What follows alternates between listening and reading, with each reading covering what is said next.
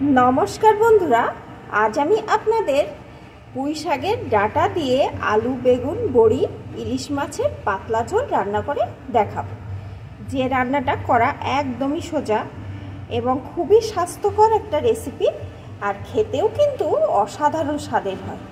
ताहले आसुन बंधुरा प्लिज एकटा लाइक दिए भिडियोटी देखते थाकुन आमी केमन करे এই রান্নাটা করি। আমি জানি আপনারা অনেকেই হয়তো এই রান্নাটা করেন, তবে আজ আমি কিভাবে করি সেটাই দেখাবো। রান্নার জন্য এখানে আমি দুটো বেগুন, এখানে আমি কালো বেগুন আছে, আপনারা সাদা বেগুনও নিতে পারেন, কোনো রকম অসুবিধা নেই। একটু টুকরো করে কেটে নিয়েছি, দুটো আলুকে টুকরো করে কেটে নিয়েছি, আর নিয়েছি কয়েকটা পুঁই শাকের ডাঁটা। এই পুঁই শাকের ডাঁটাটা দিয়ে যদি আলু বেগুনের ঝোল রান্না করা যায় তাহলে কিন্তু কোনো মাছের দরকার হয় না, এমনিতেই খেতে অনেকটা সুস্বাদু হয়। আমি যেহেতু এর ভিতর ইলিশ মাছ দেব তাহলে বুঝতে পারছেন বন্ধুরা আরও সুস্বাদু হবে। তাহলে আসুন দেখতে থাকুন। এখানে আমি কয়েক পিস ইলিশ মাছ নিয়ে নিয়েছি। আজ কিন্তু ইলিশ মাছটা আমার ছোট সাইজের। আমি এখানে 3 টুকরো মাছ আর 3টে ইলিশ মাছের মাথা নিয়ে নিয়েছি।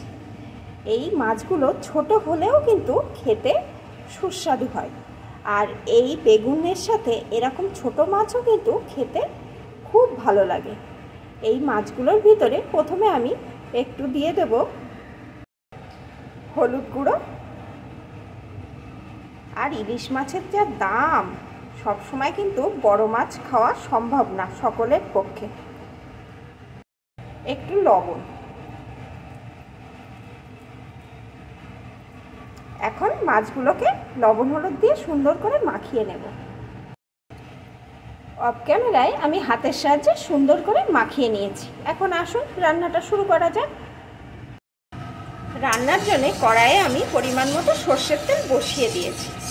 তেলটা গরম হয়ে গেছে, এখন চারিদিকে এইভাবে ছড়িয়ে দিচ্ছি।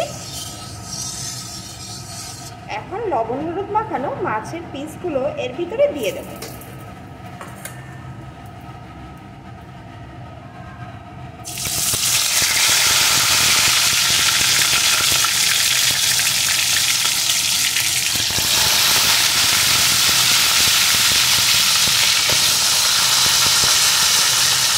মাছগুলোকে আমি এপিট ওপিট করে একটু ভেজে নেব। ইলিশ মাছ কিন্তু খুব বেশি লাল লাল করে ভাজতে নেই, তাহলে কিন্তু ইলিশ মাছের টেস্ট থাকে না।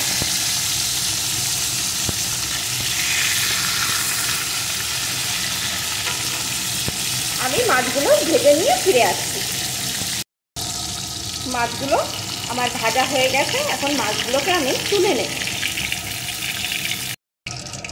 ভাজা মাছগুলো আমি তুলে নিয়েছি। এখন এর ভিতরে দিয়ে দেবো কয়েকটা বিউলির ডালের বড়ি।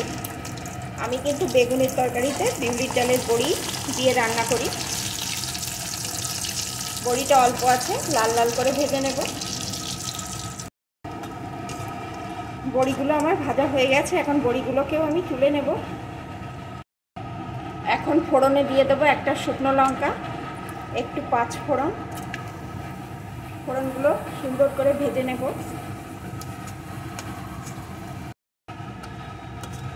ফোড়নগুলো ভেজে নিয়ে এর ভিতরে দিয়ে দেবো একটা পেঁয়াজ কুচি।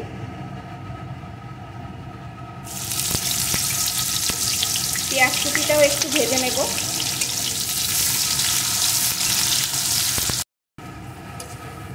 পেঁয়াজ কুচিটা ভেজে নিয়েছি। এখন আমি টুকরো করে কেটে রাখা আলুগুলোকে দিয়ে দেবো।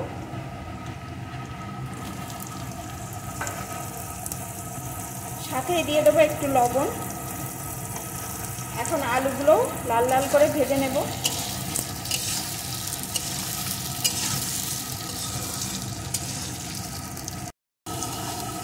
আলুগুলো সুন্দর করে ভেজে নিয়েছি। এখন এর ভিতরে দিয়ে দেবো পুঁই শাকের ডাঁটাগুলো।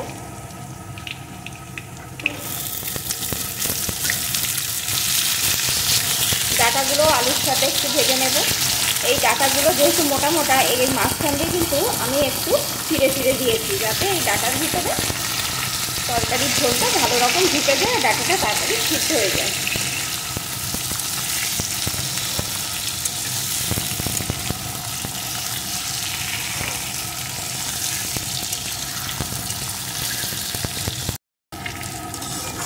ডাঁটাগুলোও আমি একটু ভেজে নিয়েছি। এখন বেগুনের টুকরোগুলো এর ভিতরে দিয়ে দেবো।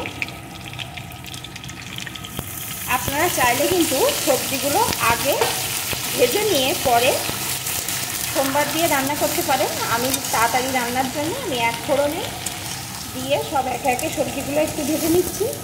এতেও কিন্তু রান্নার স্বাদটা খুব ভালো আসবে আর রান্নাটাও খুব অল্প সময় তাড়াতাড়ি হয়ে যাবে। এখন আমি এর ভিতরে দিয়ে দেবো একটু লঙ্কা গুঁড়ো,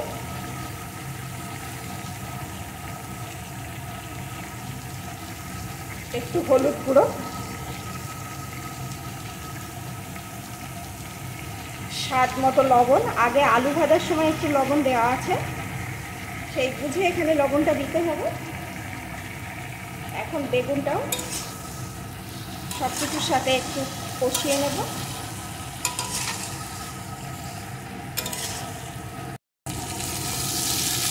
বেগুনটাও সব কিছুর সাথে ভালো করে কষিয়ে নিয়েছি। এখন এর ভিতরে আমি দিয়ে দেবো পরিমাণ মতো জল।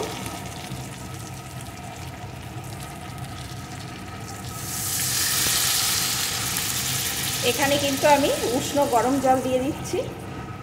যে কোনো রান্নায় একটু উষ্ণ গরম জল দিয়ে রান্নাটা করবেন বন্ধুরা, দেখবেন রান্নাটাও তাড়াতাড়ি হয়ে যাচ্ছে আর রান্নার স্বাদও কিন্তু অনেকখানি বেড়ে যাচ্ছে। একটু ভালো করে নাড়িয়ে দিলাম। এখন এর উপর দিয়ে দেবো টমেটো কুচি আর দিয়ে দেবো কয়েকটা চেরা কাঁচা লঙ্কা। ঝালের পরিমাণটা আপনারা আপনাদের পছন্দ অনুযায়ী দিয়ে নেবেন। এখন এটা ফুটে ওঠা অবধি অপেক্ষা করব।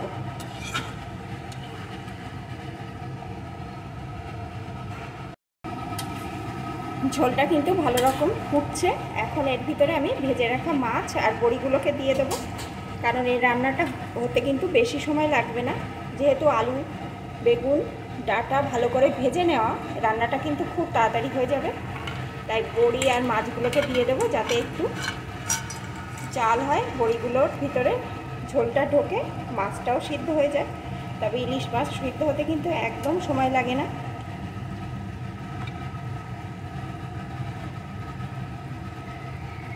এখন কিছুক্ষণ ফুটতে দেব।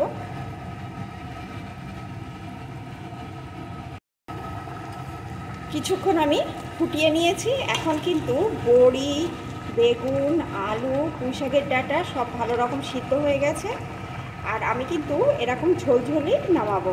এই তরকারি কিন্তু এরকম ঝোলঝোল হলেই খেতে ভালো লাগবে। বন্ধুরা আমার কিন্তু রান্নাটা একদম রেডি। দেখেছেন কত তাড়াতাড়ি হয়ে গেল, কোনো রকম মশলা করার ঝামেলা নেই আর এক ফোড়নে খুব সহজেই রান্নাটা হয়ে যায়। তাহলে আমার রেসিপিটি আপনাদের কেমন লাগলো প্লিজ কমেন্ট করে জানাবেন আর এইভাবে একবার রান্না করে খেয়ে দেখবেন। কোনো রকম খাটুনি নেই, অথচ সুস্বাদু হেলদি একটা রেসিপি।